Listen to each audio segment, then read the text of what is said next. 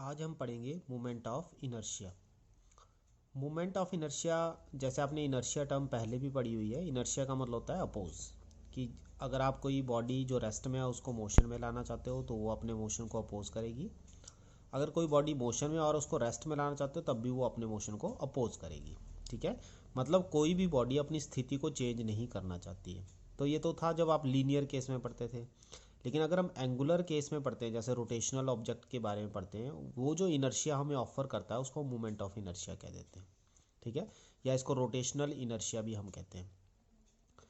तो ये क्या है, ये इनर्शिया का मेजर है रोटेशनल मोशन में, जिसको हम रोटेशनल इनर्शिया और मोमेंट ऑफ इनर्शिया नाम देते हैं। इसमें हम सबसे पहले पढ़ते हैं काइनेटिक एनर्जी ऑफ रोटेशन। इसमें इसका क्या रोल रहता है ये हम देखते हैं। आपको पता ही है what is kinetic energy. It is the energy possessed by the body on account of its rotation about a given axis. ठीक है, कितनी स्पीड से वो ऑब्जेक्ट रोटेट कर रहा है उसको हम उसकी काइनेटिक एनर्जी ऑफ रोटेशन कह देते हैं। इसका डायग्राम हम देखते हैं। डायग्राम आपके पास ये रहेगा। ये आपने रोटेशनल एक्सिस जेड एक्सिस ले ली, जिसमें आपके डिफरेंट मासेज हैं, जैसे M2, M3 या M1, इस तरह सो ऑन Mn करके आपके पास क्या रहेंगे, डिफरेंट मासेज रहेंगे। एंगुलर वेलोसिटी तो सबकी ओमेगा ही रहेगी, मतलब जो रोटेट करेगी ऑब्जेक्ट वो सब एक ही एंगुलर स्पीड से रोटेट करेंगे। लेकिन क्योंकि इनका डिस्टेंस दूर है, किसी का डिस्टेंस दूर है, कोई नज़दीक है, कोई बीच में जैसे होगा, तो इस तरह से इनके डिस्टेंस की वजह से इनकी लीनियर वेलोसिटीज़ आपकी क्या रहेंगी, वो डिफरेंट रहेंगी। ठीक है, तो ये डायग्राम आपने फॉलो करना है जब हम आगे पढ़ेंगे। Let the body consist of particles m1, m2 and so on. इसमें n नंबर ऑफ पार्टिकल्स अगर हम लेते हैं तो mn उसका मास होगा। At perpendicular distance, perpendicular distance मतलब उनका सेंटर से जो एक्सिस रोटेट कर रही है वहाँ से उनका परपेंडिकुलर डिस्टेंस m1 का r1 ले लो, m2 का r2 एंड सो ऑन हम mn का rn ले लेंगे। The angular velocity of all the particle is same, मतलब सबकी w, जिसको हम ओमेगा पढ़ते हैं, वो सबकी सेम रहेगी। As the distance of particles from axis of rotation are different, जैसे मैंने आपको समझाया कि सभी पार्टिकल जो हैं वो रोटेशन, जहाँ से जिस रॉड्स, जो रॉड ही हम उसको कह सकते हैं कि रॉड के अराउंड या किसी पोल के अराउंड आपका जो ऑब्जेक्ट है वो रोटेट कर रहा है, तो उस पोल से सभी मासेस का जो डिस्टेंस है वो आपका डिफरेंट रहेगा। तो डिफरेंट होने की वजह से सबकी वेलोसिटी भी, लीनियर वेलोसिटी सबकी क्या होंगी, डिफरेंट होंगी। तो फर्स्ट की लीनियर वेलोसिटी जो रिलेशन हमने पढ़ा था v और ओमेगा के बीच में, लीनियर स्पीड और एंगुलर स्पीड के बीच में, वो था v equal to r omega. तो यहाँ पे v1 लेना है तो v1 हो जाएगा r1 ओमेगा, क्योंकि सबका सेम है इसलिए हमने ओमेगा ही लिखा उसको। v2 का r2, फिर अगेन ओमेगा। तो इस तरह से हम अलग अलग जो वेलोसिटी है उसको इस तरह से भी लिख सकते हैं। अब kinetic energy of first particle अगर हम बात करें तो होती है half m1 v1 square. What is v1, यहाँ से हम वैल्यू पुट करेंगे तो ये बन जाएगा हाफ m1 r1 ओमेगा का होल स्क्वायर। ठीक है, तो खोलेंगे तो क्या बन जाएगा, half m1 r1 omega square. Omega क्यों चेंज नहीं हो रहा है, क्योंकि हमने उसको सेम कंसीडर किया है सभी पार्टिकल्स के लिए, इसलिए इसको ओमेगा ही लिखेंगे, ओमेगा 1 2 लिखने की ज़रूरत नहीं है। सिमिलरली अदर पार्टिकल के लिए अगर हम ले तो half m2 r2 omega square, इस तरह half m3 r3 omega square. ये सबकी अलग अलग पार्टिकल की काइनेटिक एनर्जी आ जाएगी। ठीक है, उसके बाद हम टोटल काइनेटिक एनर्जी अगर निकालें तो सबको ऐड कर लेंगे। ऐड करने के बाद हम देख रहे हैं ओमेगा सब में कॉमन है, ओमेगा स्क्वायर बाहर आ जाएगा, हाफ सबसे कॉमन आ जाएगा।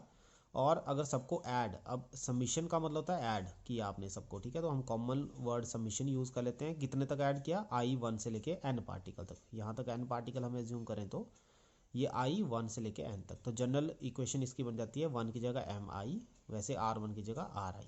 तो जब 1 पुट करोगे तो 1 1 हो जाएगा, जब 2 पुट करोगे तो 2 2 हो जाएगा, और जब i को n पुट करोगे तो ये n n हो जाएगा। ठीक है, तो इसका यही मतलब रहता है।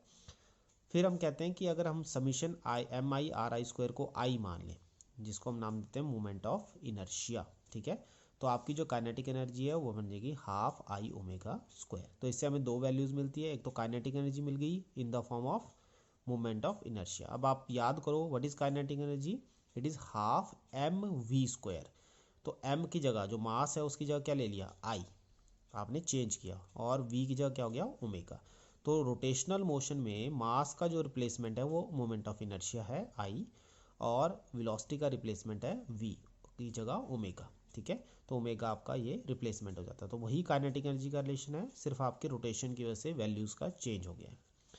अब आप मोमेंट ऑफ इनर्शिया यहाँ से फॉलो करें, MI/R² तो मोमेंट ऑफ इनर्शिया की यूनिट क्या बन जाएगी, m की यूनिट होती है किलोग्राम और डिस्टेंस की यूनिट होती है मीटर, क्योंकि स्क्वायर है तो मीटर स्क्वायर हो जाएगा। डायमेंशन भी m की m और लेंथ स्क्वायर है तो L², और टाइम नहीं है इसमें इसलिए t 0 आ जाएगा आपके पास। तो ये आपकी मोमेंट ऑफ इनर्शिया की डायमेंशन आ जाती है, ठीक है। उसके बाद हम दूसरा टॉपिक करते हैं इसमें, radius of gyration. Radius of gyration बड़ा सिंपल सा कंसेप्ट है। इसमें हम क्या करते हैं, वो परपेंडिकुलर डिस्टेंस लेते हैं किस पॉइंट का, सेंटर ऑफ मास का। परपेंडिकुलर डिस्टेंस लेना है रोटेशनल एक्सिस से, जिस पोल के अराउंड ऑब्जेक्ट घूम रहा है उस पोल से लेके उसके सेंटर ऑफ मास तक का आपने क्या लेना है, परपेंडिकुलर डिस्टेंस लेना है, जिसको हम नाम देते हैं रेडियस ऑफ जायरेशन। तो ये आपके पास रहता है यहाँ डायग्राम, इसका डायग्राम ये आपके पास आ गया। यहाँ पे डिफरेंट मासेस है, सबको हमने m माना हुआ है, सबका मास हमने m मान लिया। डिस्टेंस आपका r1 r2 r3, और जो आपने सेंटर ऑफ मास अज्यूम किया वो किया हमने यहाँ पे। सेंटर ऑफ मास का मतलब सारी की सारी बॉडी का मास इस पॉइंट पे लाई कर रहा है, हम ये एज्यूम कर लेते हैं, और इसका डिस्टेंस ले लिया p, ठीक है। तो p आपका वो डिस्टेंस है जहाँ पे आपका सेंटर ऑफ मास लाई कर रहा है। सेंटर ऑफ मास मतलब total mass of the body lie कर रहा है, ठीक है। तो ये आपके पास आ जाएगा k, जिसको हम k नाम देते हैं। अब हम अगर एज्यूम कर लें कि एक रिजिड बॉडी हमने ली जिसमें n पार्टिकल्स हैं, सबका मास स्मॉल m है, ठीक है। स्मॉल m आपने इसमें लेना है, और सबका जो परपेंडिकुलर डिस्टेंस है वो r1 r2 and so on rn करके हमने इसमें ले लिया, ठीक है। अब ये कहता है कि जो डेफिनेशन कहती है, डेफिनेशन क्या कहती है कि moment of inertia individual particle का आपको ऐड करना पड़ेगा। तो क्योंकि मैंने m मानना हुआ है सभी मासेस को, m1 m2 लिखने की ज़रूरत नहीं है, सबको m ही लेंगे हम, क्योंकि हमने सबको m माना हुआ है। तो फर्स्ट के लिए mr1², सेकंड के लिए mr2², इस तरह n पार्टिकल के mrn² हो जाएगा। m कॉमन आ गया, r1 r2 r² करके rn² करके आप इसको ब्रैकेट कर सकते हो। फिर हमने स्मॉल n से इसको मल्टीप्लाई किया तो m इंटू n हो जाएगा और n से डिवाइड हो जाएगा।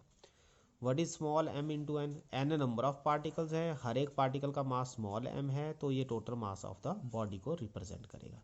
तो इसको हम कैपिटल M कर देंगे, ठीक है। स्मॉल m इंटू n बन जाएगा आपका total mass of the body. तो ये हमारे पास m आ जाएगा। अब हमने पढ़ा कि K वो पॉइंट है जहाँ पे आपका सारा का सारा मास लाई कर रहा है, हम एज्यूम कर रहे हैं सेंटर ऑफ मास, उसको एज्यूम कर रहे हैं जो K डिस्टेंस है। तो K डिस्टेंस पे हमारा सारा का सारा मास अगर लाई करता है तो I कितना हो जाएगा, mk², ठीक है। तो ये भी हमें क्या देगा, moment of inertia. Centre of मास का मतलब ये होता है कि जो इंडिविजुअल पार्टिकल अलग अलग सभी पार्टिकल मिलके जो आपको काम करके देंगे, वही काम अकेला सेंटर ऑफ मास भी आपको करके देता है। तो हमने एज्यूम कर लिया कि सेंटर ऑफ मास आपका जो है, जो K डिस्टेंस पे वो उतना काम करके देगा, तो मोमेंट ऑफ इनर्शिया आ जाएगा mk²। अब ये जो अकेला सेंटर ऑफ मास काम कर रहा है, यही सारा आपका इंडिविजुअल पार्टिकल के मास के बराबर होना चाहिए। तो ये और ये इक्वेशन आपकी इक्वल होंगी, ठीक है। अगर ये इक्वल होती हैं तो हम इनको इक्वल कर देते हैं आमने सामने, m से m कट जाएगा, k² आ गया r1² r2² so on rn² upon small n।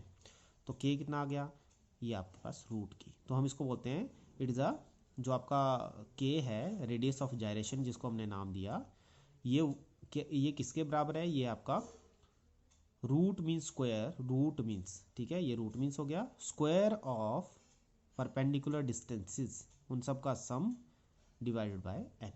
तो ये आपका क्या आ जाएगा, रेडियस ऑफ जायरेशन। तो यहाँ तक आपने इसको करना है।